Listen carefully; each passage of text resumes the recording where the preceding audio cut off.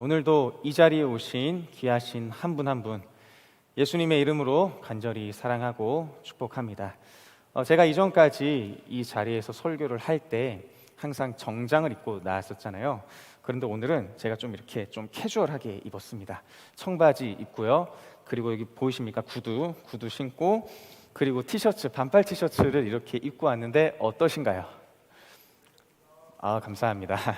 그리고 이쪽 앞에 여기 저희 승리 공동체를 상징하는 모양이 있고요. 그리고 뒤에 보면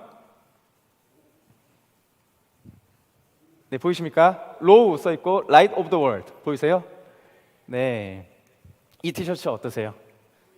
네, 감사합니다. 저희가 이렇게 티셔츠를 입고 제가 이 자리에 나와서 설교를 하는 것은 저희 교회에서 지금 선교를 준비하고 있습니다. 그리고 이 선교를 준비하기에 앞서서 저희가 먼저 바자회를 진행했는데요.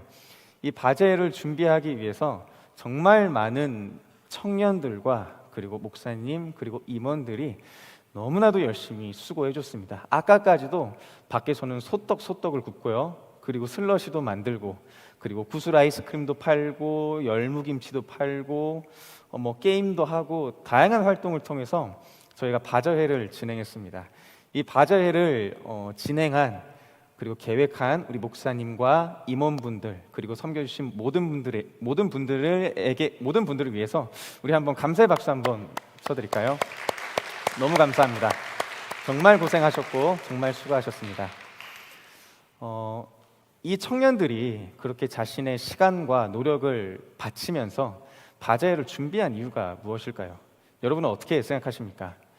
그만큼 그 청년들이 이 선교에 대한 마음이 가득하기 때문이고요. 이 선교를 통해서 받는 은혜가 그만큼 크기 때문입니다.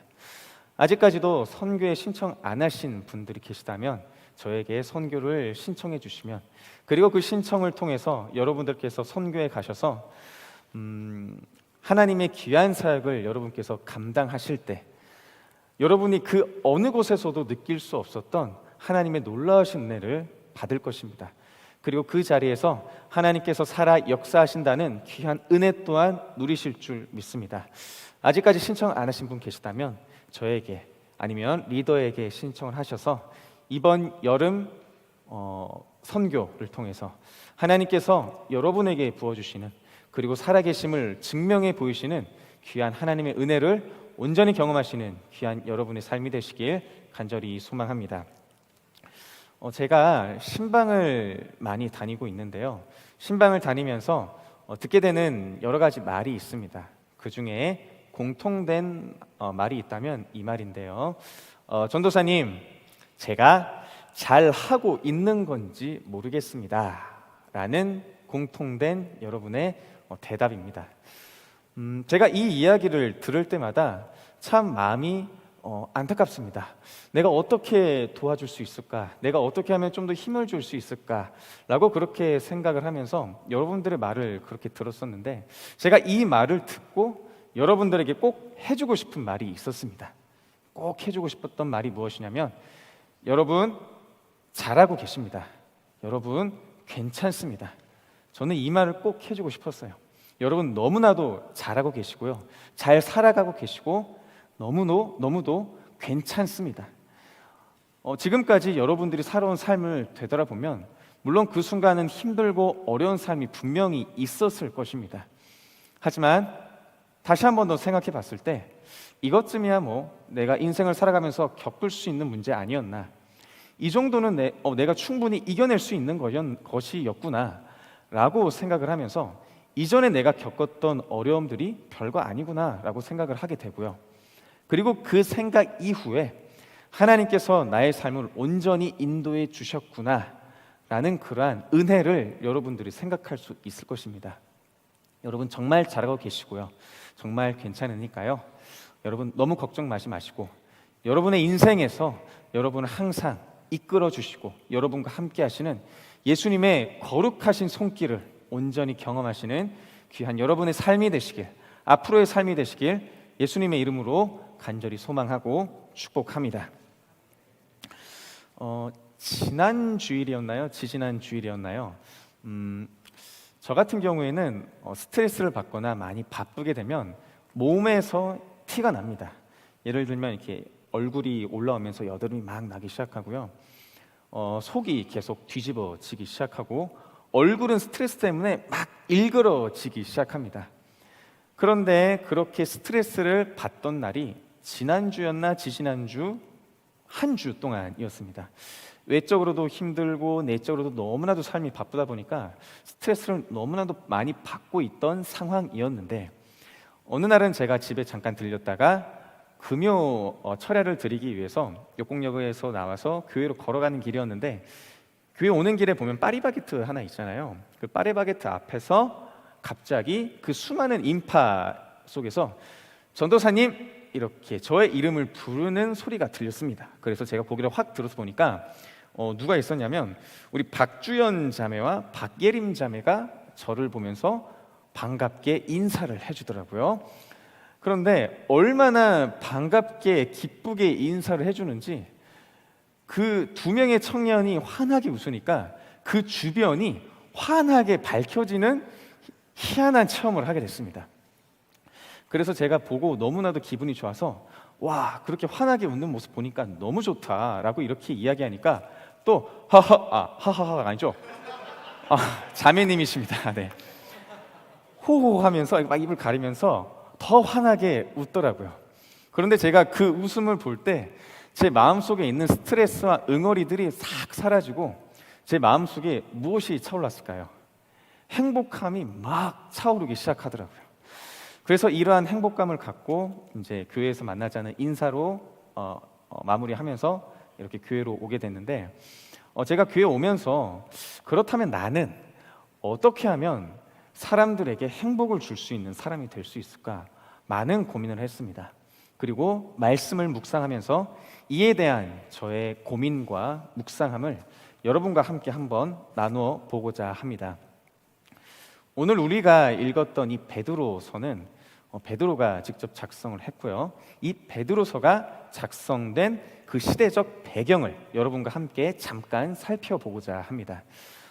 예수님께서 돌아가셨다가 부활하시고 승천하신 후에 예수님의 제자들과 예수님을 전하는 수많은 사람들이 이곳저곳으로 흩어지면서 예수님의 복음을 전하기 시작했습니다. 그리고 이와 동시에 그리스도인들에게 처해진 박해도 날이 갈수록 점점 더 심해지고 있었습니다. 그리고 기독교에 대한 공식적인 첫 번째 박해라고 할 수 있는 로마의 왕이 등극을 하게 되는데 그 왕의 이름이 누구였냐면 네로 황제입니다. 네로 황제. 네로 황제가 재임을 하고 난 후부터 기독교인들에 대한 대대적인 박해가 시작됐는데 그 중에 대표적인 박해를 하나 꼽자면 로마에서 발생한 대화재입니다. 로마에서 기원 후 64년에 엄청나게 큰 대화재가 발생하게 되는데 이 화재에 대한 원인을 누구에게 돌렸을까요? 바로 기독교인들에게 돌렸습니다. 그래서 이때 기독교인들이 정말 많은 기독교인들이 핍박을 받고 죽게 순교하게 됐다고 합니다. 그리고 박해는 끊이지 않아서 그 이후에는 어떠한 박해가 자행됐냐면 그리스도인들에게 짐승의 가죽 옷을 입히고 짐승과 싸우게 하는 고통을 주기도 했고요. 그리고 그리스도인 몸에 기름을 발라서 나무에 묶은 후에 불을 붙였습니다. 그래서 이걸 보고 인간 촛대라고 할 만큼의 지금으로서는 전혀 생각할 수 없었던 잔인하고 비인간적인 형태의 박해들이 이때 당시에 자행되고 있었습니다. 그리고 베드로는 이러한 박해의 상황들을 모두 다 보고 있었어요.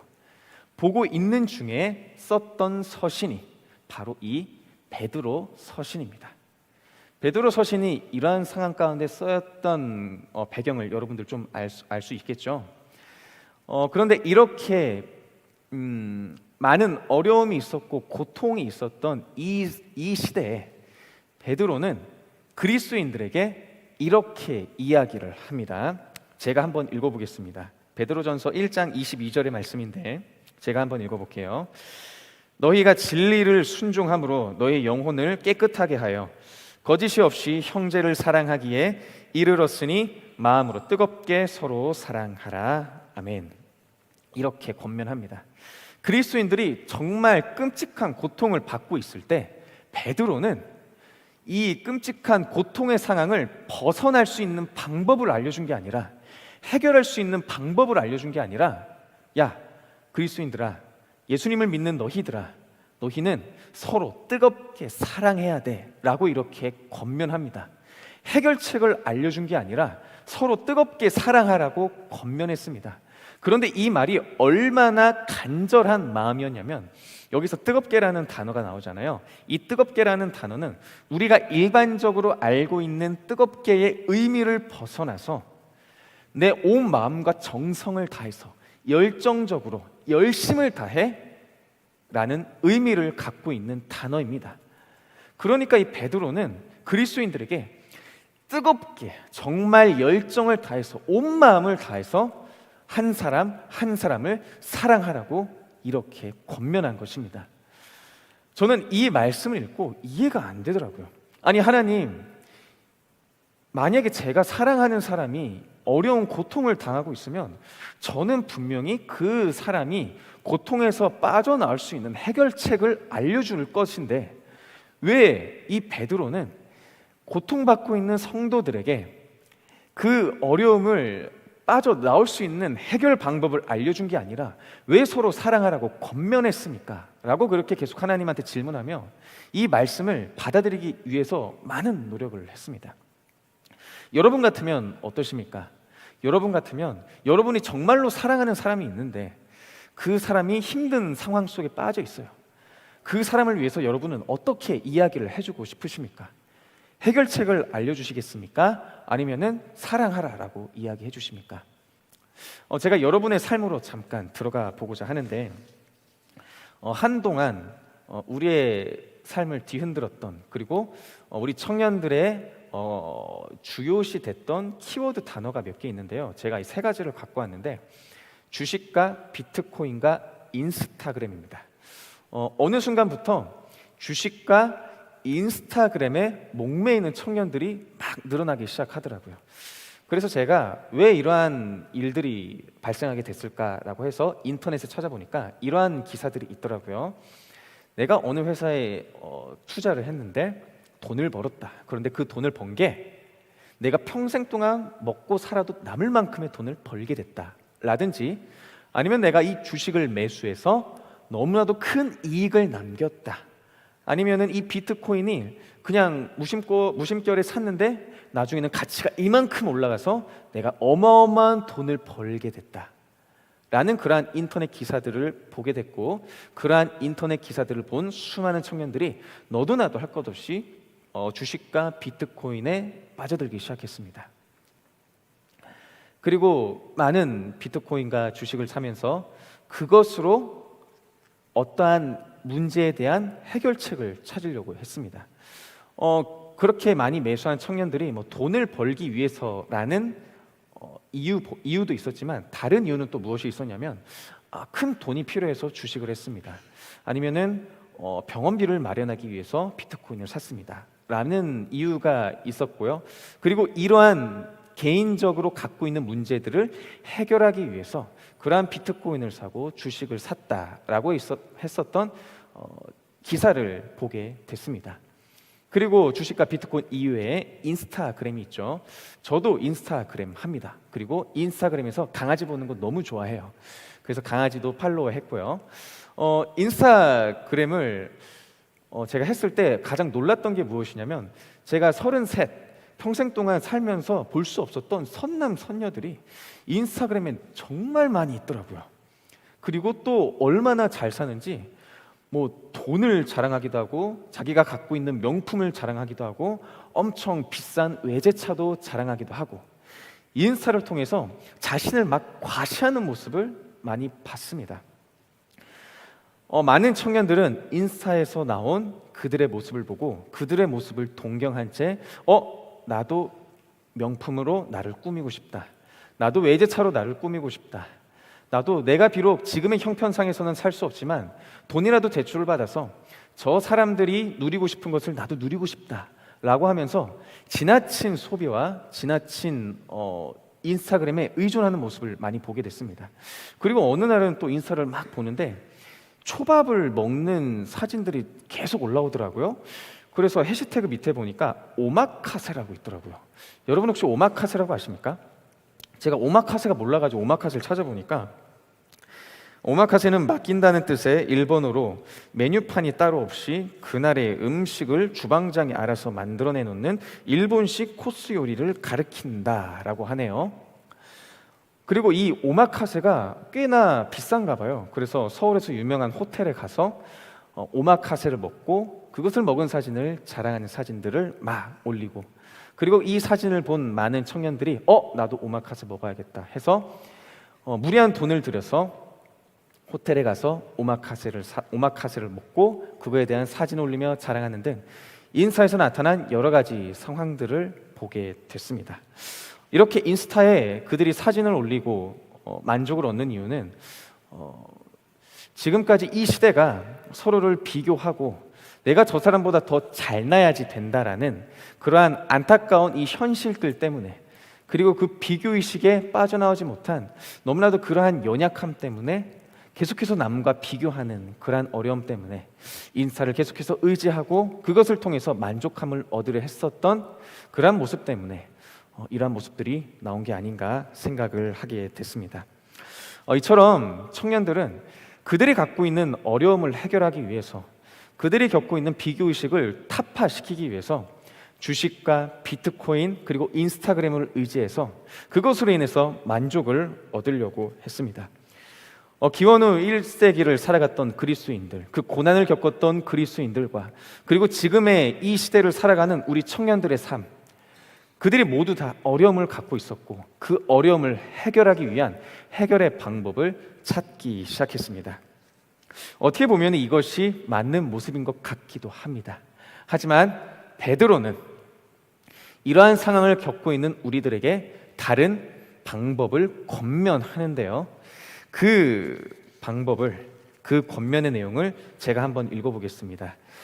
베드로 전서 2장 1절과 3절까지의 말씀인데요. 제가 한번 읽어볼게요. 그러므로 모든 악독과 모든 기만과 외식과 시기와 모든 비방하는 말을 버리고 갓난아기들 같이 순전하고 신령한 젖을 사모하라. 이는 그로 말미암아 너희로 구원에 이르도록 자라게 하려 함이라. 너희가 주의 인자하심을 맛보았으면 그리하라. 아멘. 이렇게 얘기합니다.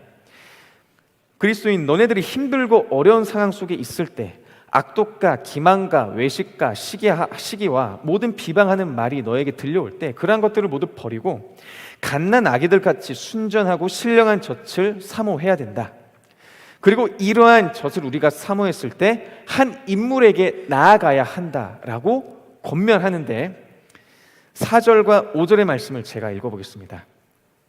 사람에게 버림받았으나 하나님께는 택하심을 입은 보배로운 산돌이신 예수께 나아가 너희도 산돌같이 신령한 집으로 세워지고 예수 그리스도로 말미암아 하나님이 기쁘게 받으실 신령한 제사를 드릴 거룩한 제사장이 될지니라. 아멘. 누구에게 나아가라고 하고 있나요? 예수 그리스도께 나아가라 라고 이렇게 이야기하고 있습니다. 힘들고 어려울 때 그 어려움을 해결할 수 있는 방법을 찾기 전에 먼저 예수님께 나아가라고 권면하고 있습니다. 그리고 이렇게 예수님께 나아간 사람들을 어떻게 지칭하냐면 9절과 10절에 이렇게 지칭합니다. 그러나 너희는 택하신 족속이요 왕같은 제사장들이요 거룩한 나라요 그의 소유가 된 백성이니 이는 너희를 어두운 데서 불러내어 그의 기이한 빛에 들어가게 하시니 이에 아름다운 덕을 선포하게 하려 하심이라. 너희가 전에는 백성이 아니더니 이제는 하나님의 백성이요 전에는 긍휼을 얻지 못하였더니 이제는 긍휼을 얻은 자니라. 아멘. 예수님께 나아간 그리스도인들을 향해서 이렇게 이야기합니다. 택하신 족속, 왕같은 제사장, 거룩한 나라, 그의 소유가 된 백성, 긍휼을 얻은 자, 하나님의 백성이라고 소개하면서 이러한 타이틀을 가진 그리스도인들이 예수 그리스도로 말미암아 얻은 정체성을 잃지 않도록 요구합니다. 정체성을 잃지 않도록 요구하기 시작했습니다. 여러분, 이 정체성입니다. 지금 이 시대를 살아가는 우리 삶이 어떻습니까? 너무나도 어렵고 힘들지 않습니까? 그러한 어려움을 이겨내기 위해서 우리는 세상이 말하는, 세상이 해결하는 방법을 쫓아 나아갑니다. 그리고 그러한 것들을 나의 정체성으로 삼아서 이러한 정체성을 삼고 세상 가운데 나아갑니다. 그런데 이렇게 우리가 이 세상에서 말하는 해결 방법을 우리가 마음속으로 품었을 때 그것이 과연 우리의 정체성으로 품을 수 있을까요? 그것이 과연 우리의 온전한 해결 방법이 될까요? 저는 아니라고 믿습니다. 우리가 이러한 세상에서 말하는 해결 방법을 찾기에 앞서서 우리는 예수 그리스도를 우리의 정체성으로 삼아야 함을 믿습니다. 주식과 비트코인 그리고 인스타그램, 이것을 나쁘다고 얘기하는 게 아닙니다. 인스타그램에서 여러분 사진 올리시고, 그리고 어디 놀러 가서 재밌게 찍은 사진 올리고, 그리고 거기서 여러분이 자랑할 거 있으면 사진 올리면서 자랑해도 괜찮습니다. 저는 그것이 문제라고 이야기하는 것이 아니라, 주식과 비트코인이 문제라고 이야기하는 것이 아니라, 주식과 비트코인을 통해서 얻는 우리의 기쁨을 내 삶의 해결 방식으로 삼고 예수님보다 그것을 먼저 나의 정체성으로 삼으려고 하는 것이 문제인 것입니다.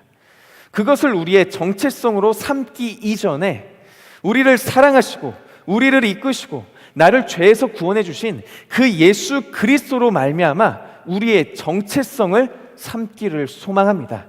예수 그리스도가 여러분의 정체성이 되기를 간절히 소망합니다. 예수 그리스도가 여러분의 정체성이 되고 여러분의 온전한 소망이 되시길 예수 그리스도의 이름으로 간절히 소망합니다. 그래서 우리가 예수님께 온전하게 속한 자 되어 예수님께 나아가는 우리 청년들이 되어야 할 줄 믿습니다. 이것이 제가 앞서 고민했던 질문에 대한 해답입니다. 어떻게 하면 행복감을 줄 수 있을까? 어떻게 하면 타인에게 행복을 줄 수 있을까? 그것은 예수님을 나의 정체성으로 삶은 우리의 모습을 통해, 그리고 그 모습을 통해서 나타나는 행동을 통해 우리 주변에 있는 이웃들에게 행복을 선사해 줄 수 있다라고 저는 그렇게 믿습니다. 문제의 해결책보다 먼저 예수님께 나의 정체성을 두며 이 정체성을 품고 주님께 속한 자로 살아가시는 우리 귀한 승리 공동체 한 분 한 분 되시길 예수님의 이름으로 간절히 축복하고 소망합니다. 아멘.